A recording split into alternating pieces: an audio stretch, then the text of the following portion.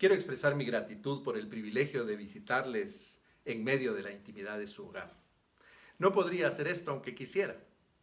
En primer lugar, porque no conozco a muchos de ustedes, pero tampoco podemos salir para hacerlo. Lo increíble es que en una situación como esta, cuando la iglesia no está reunida, nos está abriendo la puerta para hacer y experimentar algunos distintivos de la iglesia del primer siglo que habíamos olvidado o que habíamos sustituido por otros que parecían más modernos. Quiero invitarles a orar conmigo. Amado Padre Celestial, queremos agradecer por la oportunidad de estar juntos. Gracias por tu bendición. Gracias por tu cuidado y protección durante estos tiempos tan difíciles. Gracias por la manera como has obrado en la vida de cada uno de los que están viendo este video y este programa, Señor. Queremos agradecerte por la forma como tú nos has reunido alrededor de tu palabra. Te pedimos que tu palabra, Señor, que es viva y eficaz, pueda penetrar a lo más profundo de nuestro corazón. Que nos traiga esperanza, Señor, que nos recuerde lo que debemos ser y lo que debemos hacer, y que tomemos el coraje para hacerlo. Te lo pedimos en el nombre de Jesucristo. Amén. Esta semana leía la carta de un buen amigo de las iglesias no registradas en Cuba. Él escribía lo siguiente, hablando acerca de cómo has cambiado la situación de la iglesia en la isla debido al coronavirus, y en particular por la cuarentena. Él escribía, el avivamiento tiene que comenzar en nosotros, en nuestros pastores, evangelistas y líderes, luego en las congregaciones. Necesitamos que Dios nos despierte, y cuando la iglesia despierte y sea avivada por el Espíritu Santo, entonces el avivamiento llegará a la población no cristiana. Sin duda, es una mejor manera de decir lo que siempre olvidamos acerca de la iglesia. Que si el pueblo de Dios irá hasta lo último de la tierra, el primer paso que tiene que dar es salir de sus cuatro paredes. Hemos dicho varias veces que Hechos capítulo 1 versículo 8 constituye el bosquejo de todo el libro de los Hechos. Hemos afirmado, y puede ser confirmado con su lectura, que este libro nos describe esa trayectoria de la iglesia, esa jornada inicial que les lleva desde Jerusalén hasta Roma, donde termina la narración de este libro. El libro de los Hechos de los Apóstoles es un recordatorio constante para la iglesia de su naturaleza peregrina. Tal como Lucas lo recoge al final de su evangelio, Jesucristo instruyó a sus discípulos con las siguientes palabras: pero ustedes quédense en la ciudad de Jerusalén hasta que sean investidos del poder de lo alto. En Hechos capítulo 1, versículo 8, Lucas lo escribe con estas palabras: pero cuando venga sobre ustedes el Espíritu Santo, recibirán poder y serán mis testigos en Jerusalén, en Judea, en Samaria y hasta lo último de la tierra. La iglesia había sido diseñada para estar en constante movimiento, en un peregrinaje para predicar el arrepentimiento y el perdón de pecados en todas las naciones, comenzando desde Jerusalén, como lo leemos en Lucas, el capítulo 24, versículo 47. Los primeros capítulos de este libro son fundamentales para que nosotros podamos entender qué es y cómo funciona la iglesia. Ahí la narrativa de la iglesia y su peregrinaje comienza a tomar forma. El capítulo 2, por ejemplo, como recuerda, particularmente los versículos 42 al 47, se nos presentan los distintivos de la iglesia, los fundamentos esenciales, podríamos decir. Aquellos que distinguen la iglesia de una organización, porque la iglesia es un organismo vivo. Podríamos decir que estos versículos responden a la pregunta: ¿qué hacían los cristianos cuando estaban reunidos? Cuando los cristianos estaban reunidos se ocupaban de la enseñanza, de la oración personal, como leemos, tanto de la oración comunitaria como sucedía, como vemos en el texto de hoy, en el templo. Perseveraban en la comunión, partían el pan en las casas y en el testimonio ese impacto silencioso que hacía sobrecoger las ciudades de Jerusalén, Galilea, donde estos grupos estaban creciendo. El pasaje que les invito a seleccionar hoy en sus Biblias se encuentra en Hechos, el capítulo 3. Vamos a leer los versículos del 1 al 10 y les invito a acompañarme en la lectura. Un día Pedro y Juan subían juntos al templo. Eran las 3 de la tarde, es decir, el momento de la oración. Y vieron ahí a un hombre cojo de nacimiento. Todos los días era puesto a la entrada del templo, en la puerta llamada La Hermosa, para que pidiese limosna a los que entraban en el templo. Cuando el cojo vio que Pedro y Juan estaban por entrar, le rogó que le dieran limosna.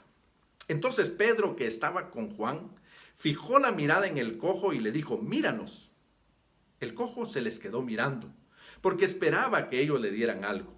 Pero Pedro le dijo: no tengo oro ni plata, pero lo que tengo te doy. En el nombre de Jesucristo de Nazaret, levántate y anda. Y tomando la mano derecha, le levantó. Y al momento se le afirmaron los pies y los tobillos. El cojo se puso en pie de un salto y se echó a andar. Y luego entró con ellos al templo y mientras saltaba y alababa al Señor.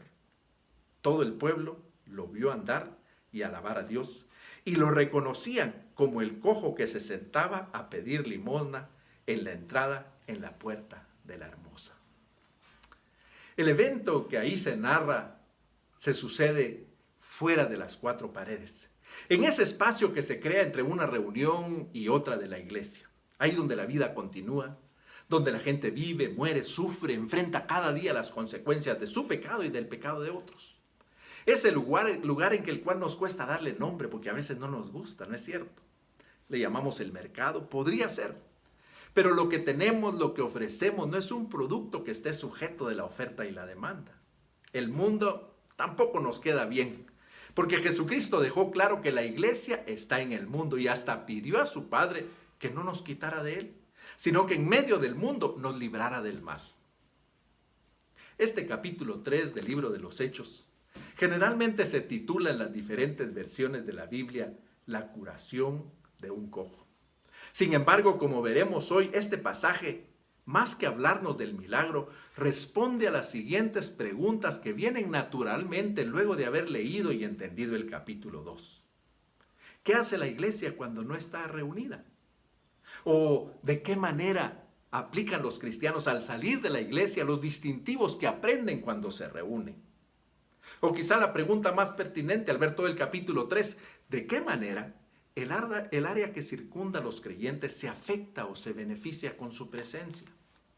La combinación de estos pasajes, Hechos capítulo 2 y Hechos capítulo 3, nos ayudan a tener una figura completa, o quizá debemos decir, a completar esa figura mutilada que tenemos de la iglesia cuando pensamos que todo lo que somos, que lo más importante que hacemos sucede dentro del edificio, dentro de esas cuatro paredes de la nave principal, como a veces nos gusta decir. Continuar con esta idea nos pone en serios problemas el día de hoy, que no podemos reunirnos, que es ilegal estar en grupos y especialmente en relaciones o en reuniones públicas. ¿Diremos entonces que ya no somos iglesia? ¿Será que desde el inicio de la cuarentena entramos como en un estado de suspensión? ¿Está la iglesia suspendida porque no puede reunirse? O quizá la pregunta que nos salta de cuando en cuando: ¿seguirá existiendo la iglesia cuando finalmente termine la cuarentena? Acompáñenme por favor a esta escena. Pedro y Juan se dirigen al templo a acompañar, como dice el texto, la oración de la tarde. Sin duda, van con la misma expectación con la que nosotros íbamos cada domingo, cuando decíamos: vamos a la iglesia, vamos a reunirnos, a encontrarnos con los hermanos. Pensábamos anticipadamente en lo que haríamos, a quiénes veríamos. Algunas veces nos asaltaba ese mal pensamiento: ¿irá a llegar alguna visita hoy y alguna de ellas se sentará en mi lugar? La escena parecida a esta la encontramos también en el pasaje del buen samaritano, que leemos allá en Lucas capítulo 10. Recuerdan, un sacerdote y un levita van camino del templo. Ambos, como dice el texto, ven a un hombre herido, casi muerto, en el camino, y ambos siguen de largo. Por supuesto, van al templo, o deberían detenerse. En este caso, Pedro y Juan ven que el cojo de nacimiento está siendo puesto en la puerta del templo por sus amigos. Y ellos sí se detienen, se acercan, le llaman la atención al lisiado para que los vea. Esto es exactamente lo que pasa cuando la iglesia sale del templo, cuando sale fuera de las cuatro paredes. En primer lugar, como Pedro y Juan lo hacen, se dan cuenta que hay un mundo necesitado fuera de las puertas de la iglesia. Al mirarlo fijamente, se dan cuenta que este hombre no tiene cura. Nació así. Su única esperanza es que su estado mueva a la gente a compasión. Apela a lo que dice la ley acerca de cuidar al pobre y al necesitado. Cada día es colocado ahí. La mirada médica de Lucas, el escritor de este libro, nos aclara que es un caso serio, una enfermedad congénita, grave, de manera tal que no puede ni con esfuerzo movilizarse por sí mismo. El lisiado vivía de limosna sin otra esperanza. Pedro y Juan saben que no hay forma de que este hombre pueda romper el círculo en el que está. Vive en completa dependencia de sus amigos para que lo lleven a la puerta del templo, que lo recojan al caer la tarde y en especial que la gente que entra se fije en él y que le den una limosna para malvivir cada día. La única esperanza para que su vida cambie es que la iglesia que va a reunirse adentro del templo se fije en él, se detenga y ahora haga lo que Pedro y Juan están haciendo. Que miren con atención su situación, que entiendan su desesperanza, que sientan su dolor y la frustración al ver pasar estas multitudes de judíos piadosos que caminan a su par y lo ignoran, que deliberadamente vuelven la vista para otro lado y que no se detienen, como lo hizo el samaritano en Lucas capítulo 10, o como lo hizo Jesucristo ante el ciego Bartimeo en Marcos capítulo 10, o para atender a la mujer con flujo de sangre en Lucas capítulo 8, a pesar de que iba con precisión para atender a una chica de 12 años que se estaba muriendo. En segundo lugar, Pedro y Juan nos enseñan con el ejemplo que cuando la iglesia está esparcida, cuando no está reunida, debe interactuar con la realidad del mundo, no escapar de ella ni huir. Pedro y Juan nos enseñan cómo. El pasaje nos presenta 3 acciones que Pedro inicia que nos ayudan a entender la realidad del mundo, cómo interactuar con ella para llevar los beneficios del reino de Dios a estos lugares también. Nos enseña a seguir el ejemplo de Jesucristo, que cuando intentaron retenerlo en Cafarnaúm, les dice que no. Y les explica, porque también es necesario que yo anuncie en otras ciudades la buena noticia del reino de Dios, porque para esto he sido enviado, como leemos en Lucas capítulo 4. La primera acción de Pedro es decirle, míranos. El pasaje nos dice que Pedro le mira fijamente y le dice, míranos. El hombre lo hace lleno de expectación, sin duda su cara comenzó a hacer una mueca de alegría, levantó su pequeño recipiente y lo puso frente a ellos. Pero no había dinero en las manos de Pedro, ni en las de Juan. Solo le miraban. Querían que los viera, que eran hombres comunes y corrientes como él, como todos los que entraban al templo todos los días, eran de carne y hueso. Sin embargo, ellos quieren que miren más profundamente, más atentamente y que se dé cuenta que son diferentes porque han sido transformados por el poder del Espíritu Santo y ahora muestran esa transformación interesándose en él y en su necesidad. El Espíritu Santo, que ahora moraba en ellos, los movía a compasión por él, a considerarlo su prójimo, como en su momento lo hizo el buen samaritano. Juan lo tenía bien claro. Lo escribió así en su epístola en el capítulo 3, versículos 16 al 18. Recuerda, en esto hemos conocido el amor, en que Él dio su vida por nosotros. Así también nosotros debemos dar nuestra vida por los hermanos. Pero ¿cómo puede habitar el amor de Dios en aquel que tiene bienes de este mundo y ve a su hermano pasar necesidad y le cierra el corazón? Hijitos, no amemos de palabra ni de lengua, sino de hecho y en verdad. Pedro entonces pronuncia las siguientes palabras: no tengo oro ni plata. La cara del cojo se transformó, una sombra de tristeza comienza a atravesarla y cuando ha terminado de atravesarla, ha borrado completamente la sonrisa. Eso era lo que el hombre esperaba, oro o plata. En su mente es lo que quería. Sin embargo, en la mente de Cristo y de la iglesia, que ahí está representada por Pedro y Juan, él necesitaba algo más. Creo que esto es lo que causa confusión, ¿no es cierto? Le ponemos precio a todo, incluso a los bienes espirituales. Por eso es que se llenan las iglesias que predican la teología de la prosperidad. Porque hay muchos que, al igual que este ciego, se acercan a Dios y a su iglesia levantando su recipiente esperando recibir de él bienes materiales, riqueza y honra. Las famosas 3 P's: plata, poder y posición.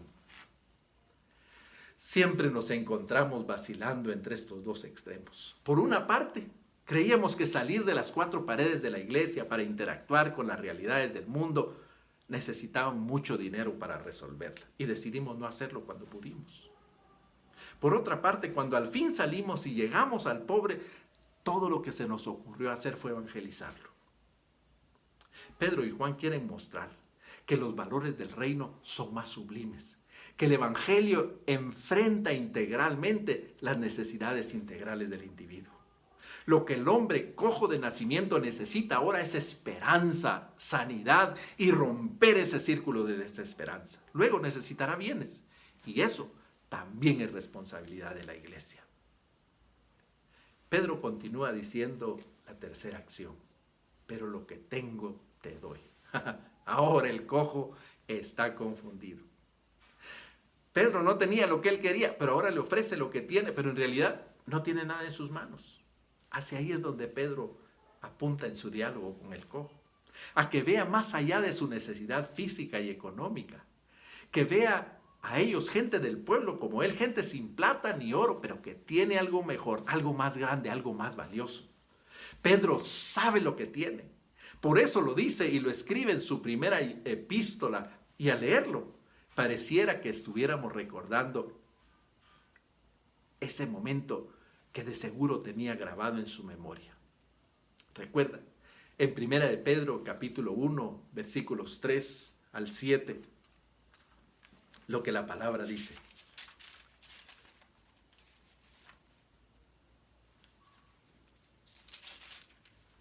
Bendito sea el Dios y Padre de nuestro Señor Jesucristo, que por su gran misericordia y mediante la resurrección de Jesucristo nos ha hecho nacer de nuevo a una esperanza viva, para que recibamos una herencia incorruptible, incontaminada e imperecedera. Esa herencia le está reservada en los cielos a ustedes, que por medio de la fe son protegidos por el poder de Dios para que alcancen la salvación lista ya para manifestarse cuando llegue el momento final. Esto les causa gran regocijo, aun cuando les sea necesario soportar por algún tiempo diversas pruebas y aflicciones. Pero cuando la fe de ustedes sea puesta a prueba, como el oro, habrá de manifestarse en alabanza, gloria y honra el día que Jesucristo se revele. El oro es perecedero, y sin embargo se prueba con fuego, y la fe de ustedes es mucho más preciosa que el oro. Eso es lo que Pedro y Juan tienen. Una fe más preciosa que el oro, que abre las puertas de esa herencia reservada en los cielos. Esa herencia que ahora quieren compartir con el cojo. Cuando Pedro pronuncia las palabras en el nombre de Jesús de Nazaret, levántate y anda, es como les decía, como que abriera esa cartera espiritual y sacara de ahí algo más precioso que el oro, la fe en nuestro Señor Jesucristo, que siempre que hacemos acopio de ella, siempre que nosotros la utilizamos de manera correcta, nos hace hacer cosas inesperadas, espectaculares, tan grandes, que nos quitan de en medio y ponen en el centro aquel que merece toda la gloria, a nuestro Señor Jesucristo. Lo que pasa a continuación es muy importante. La escena es maravillosa y debemos verla con atención. Pedro pronuncia estas palabras y al mismo tiempo dice que agarró la mano derecha y lo levantó. Como dice un comentarista, a la invocación acompaña el gesto humano, el tacto comunicativo. El cojo recibe todo lo que necesita. El toque del maestro que descarga sobre él ese poder sanador, y el toque del mensajero que descarga sobre él el amor de Dios. Ambas cosas siempre van juntas. Ambas cosas es el equipaje con el que cada miembro de la iglesia sale del templo a emprender su jornada entre reunión y reunión. No sale a esperar la próxima reunión como generalmente nos sucede. Sale en busca de aquellos que necesitan estas dos cosas, ese toque salvador del Maestro y el toque de amor de su iglesia. En tercer lugar, Pedro y Juan nos enseñan que la iglesia está llamada a hacer un impacto significativo con su presencia en el mundo, no a pasar desapercibida. Eso es lo que Jesucristo oró en Juan capítulo 17, versículos 15 al 18. No ruego que los quites del mundo, sino que los protejas del mal. Ellos no son del mundo como yo tampoco soy del mundo. Santifícalos en tu verdad. Tu palabra es la verdad. Tal como tú me enviaste al mundo, así yo los he enviado al mundo. Lo que pasa a continuación ejemplifica claramente lo que la iglesia hace cuando no se puede reunir, cuando no está reunida, cuando interactúa con el mundo y su necesidad. Al sentir la mano de Pedro que lo jalaba con fuerza, el cojo intenta estirar los pies y se da cuenta que responden. Pedro continúa hablando y entonces intenta pararse y lo logra. Y como informa el médico Lucas, al momento se le afirmaron los pies y los tobillos. El cojo entonces intenta caminar y lo logra. Se suelta de Pedro y se da cuenta que caminar no es suficiente para expresar lo que Dios ha hecho en él a través de su iglesia y comienza a saltar y luego a danzar y, como dice en una versión, a pasear por todos lados. El pasaje termina diciendo que este ex cojo entró con ellos al templo. Para el cojo estaba claro. Lo que había pasado abría la puerta de una nueva vida, pero también supo que ésta comenzaba con la relación con Dios.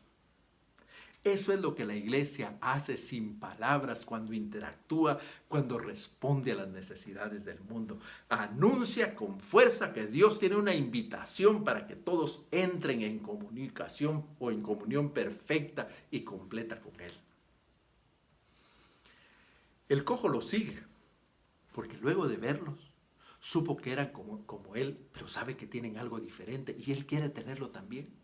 Él quiere ir con ellos para buscar la fuente que ha transformado sus vidas, la fuente de la fe que le ha sanado, pero en especial al Dios de los cielos que ha mostrado su misericordia en él. Llama la atención cómo lo escribe Lucas. Cuando el cojo se supo sano, hizo dos cosas: salta y alaba a Dios. Y luego entra en el templo con Pedro y Juan. Nadie lo forzó, nadie lo engañó, nadie le dio una invitación. Él entendió que era lo que correspondía hacer: aceptar la invitación de Dios para entrar en comunicación perfecta con Él. Vinay Samuel lo describe con palabras poderosas. Dice, es invitando a las personas a unirse a la iglesia, no solo a cambiar lealtades. Es invitar a las personas a unirse a este viaje con ustedes, durante el cual darán testimonio de su Señor a ellos. Ustedes no están llamados a llevar la transformación por ustedes mismas. Ustedes mismos están en un viaje hacia esa transformación de sí mismos, hacia la transformación de la comunidad. Ustedes están invitando a las personas a unirse a este viaje y darles testimonio a ellos de su Señor y de su experiencia. También es muy ilustrativo ver cómo toda la gente lo vio caminar y alabar a Dios. Lo que asombra a la gente es que lo reconocen, saben que es cojo, lo ignoran cuando pasaban frente a él, pero sabían que era cojo y sabían que necesitaba de ellos.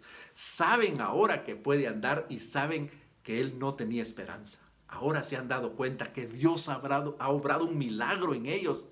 Este es otro impacto significativo que la iglesia hace en el mundo cuando interactúa con él. Les introduce al poder de un Dios todopoderoso. Muestra este aspecto sobrenatural de la iglesia. Muchas veces creo que nosotros como evangélicos intentamos ignorar o relegar, a veces rechazar esta realidad. Debemos caer en cuenta que el secularismo se ha colado en la iglesia. Cuando la esfera espiritual, sobrenatural, sucumbe ante el peso de la ciencia. Pareciera que todo lo queremos explicar en términos médicos, en términos científicos, en términos técnicos. Que si se sanó por una oración, entonces la enfermedad era psicosomática. Que si recobra la vista en una campaña, entonces de seguro que le pagaron para que se fingiera ciego. Que si oramos y no se sana, entonces significa que los milagros eran para el tiempo apostólico. Hermanos, estamos rodeados de milagros. Dios obra de maneras maravillosas en nuestras vidas cada día. Los apóstoles dejan que los acompañe para ser parte de esta comunidad de hijos de Dios que viven en la sobrenaturalidad del reino de Dios en todo lo que hacen. Esa es la iglesia, mis queridos hermanos y amigos. Ese es el cuerpo de Jesucristo, en cuyo nombre este cojo recibió la sanidad. Pero cuando la iglesia interactúa con el mundo y sus necesidades, cuando cumple con su responsabilidad, sucede algo que también es nuestro deber y que muchas veces ignoramos, lo olvidamos o lo que es peor, lo obstaculizamos.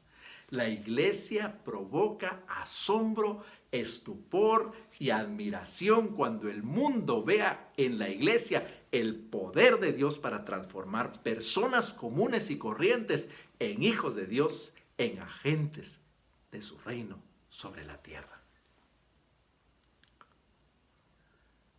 Hace poco más de un mes, la iglesia dejó de reunirse en el templo, pero no dejó de existir. Ya no se canta ni se predica en el edificio, pero eso no significa que la iglesia dejó de existir. Cuando Jesucristo habló de que edificaría la iglesia, dijo que ni siquiera las puertas del infierno resistirían para ella. Esto incluye a esta pandemia.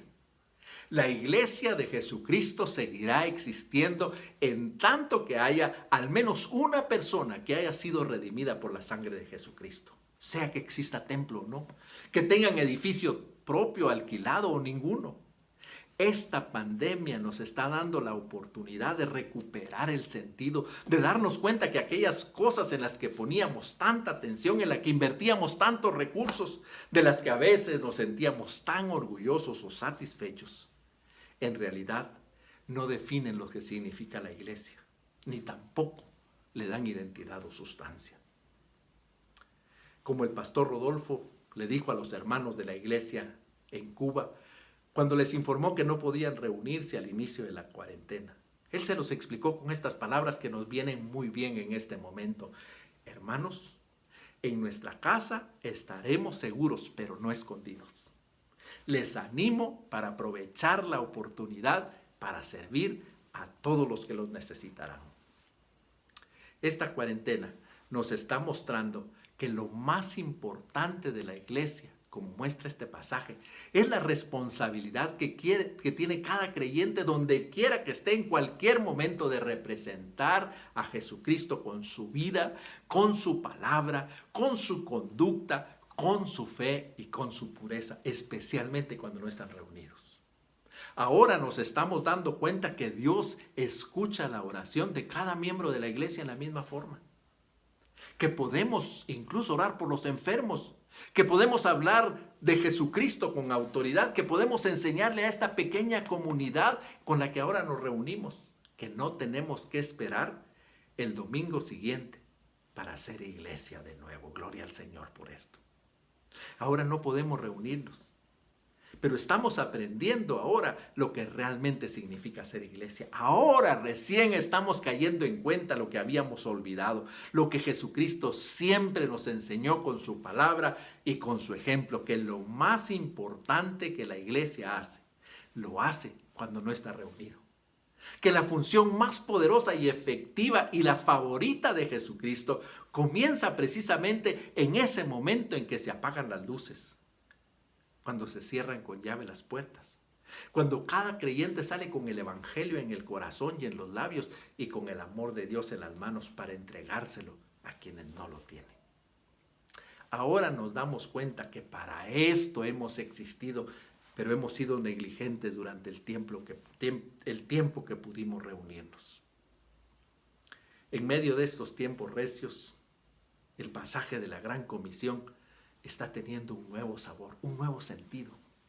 Ahora nos damos cuenta que cuando el Señor Jesucristo nos dijo, por tanto, id y hacer discípulos a todas las naciones, No nos estaba diciendo solo que enviáramos misioneros con lo importante que esto podría ser, sino que literalmente nos decía, mientras ustedes todos van avanzando en todas las naciones, hagan discípulos.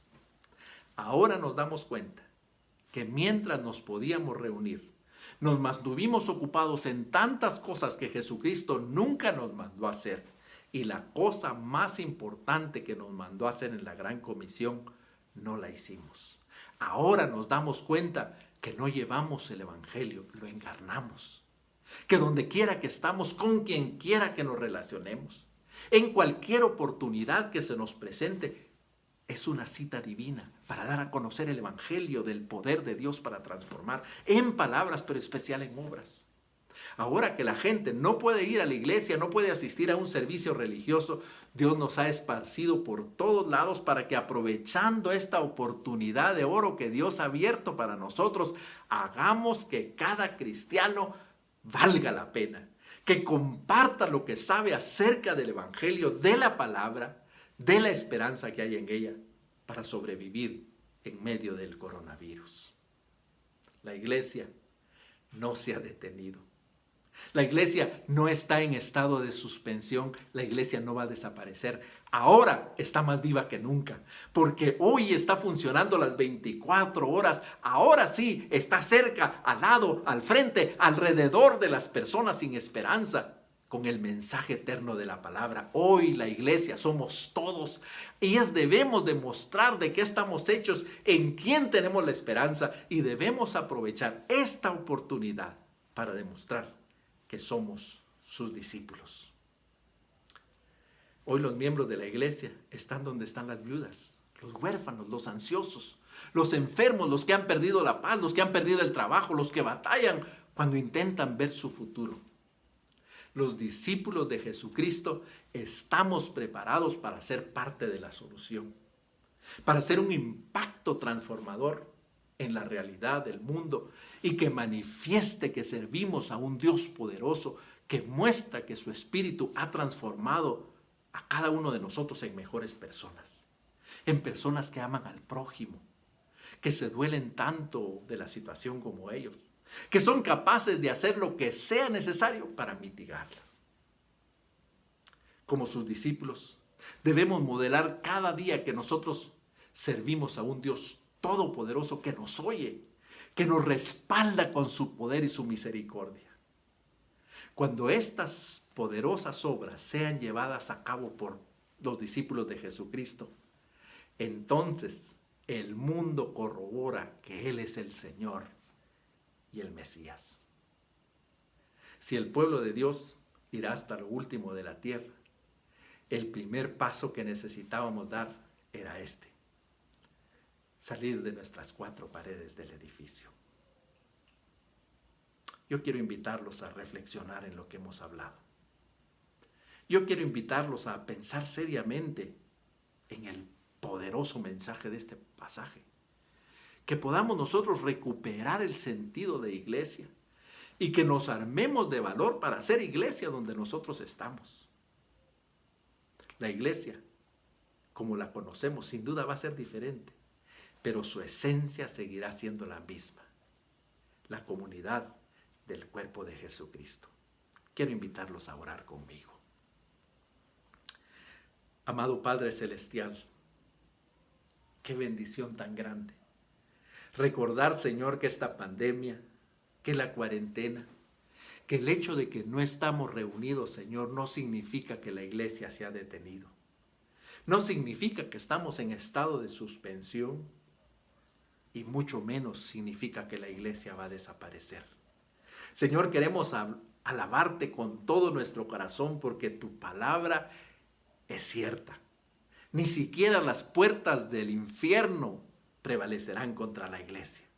Tu iglesia seguirá avanzando desde Jerusalén hasta la Nueva Jerusalén, pero tenemos que pasar por todas las naciones. Señor, hoy tú has detenido las reuniones en el templo, en los edificios, en los lugares donde nos reuníamos. Hoy, Señor, ya no podemos estar juntos para alabar, para cantar, para estudiar la palabra, pero hoy seguimos unidos a ti a través de tu Espíritu. Hoy, Señor, tenemos la oportunidad de experimentar que lo que escuchábamos en la palabra, de que el Espíritu del Señor es poder de Dios, que el Evangelio es poder de Dios, que la capacidad que nos das es para llegar hasta lo último de la tierra con el mensaje del Evangelio, ahora se haga real, Señor. Yo te pido por cada uno de los que han oído este mensaje, por cada uno de los que me han acompañado a revisar este poderoso pasaje, Señor, te ruego que cada uno reflexionemos y nos preguntemos, Señor, ¿cómo aprovechar esta oportunidad? Señor, ¿en qué manera hacer que mi vida cristiana valga la pena? Señor, ¿cómo puedo demostrar que he sido transformado por el Evangelio y el poder del Espíritu para dejar un impacto significativo en la gente a nuestro alrededor, en mi comunidad, en mi país y en el mundo? Señor, danos valor, por favor. Yo sé que hay muchos pensamientos y la gente está en temor y estamos oyendo constantemente estadísticas, noticias de muchos lugares. Pero Señor, que no olvidemos la noticia más grande, que la iglesia de Jesucristo es el organismo más poderoso sobre la tierra, que no hay nada que pueda detenerlo. Y que existe precisamente para momentos como hoy, como el de este cojo, cuando la gente llega al momento de no tener esperanza.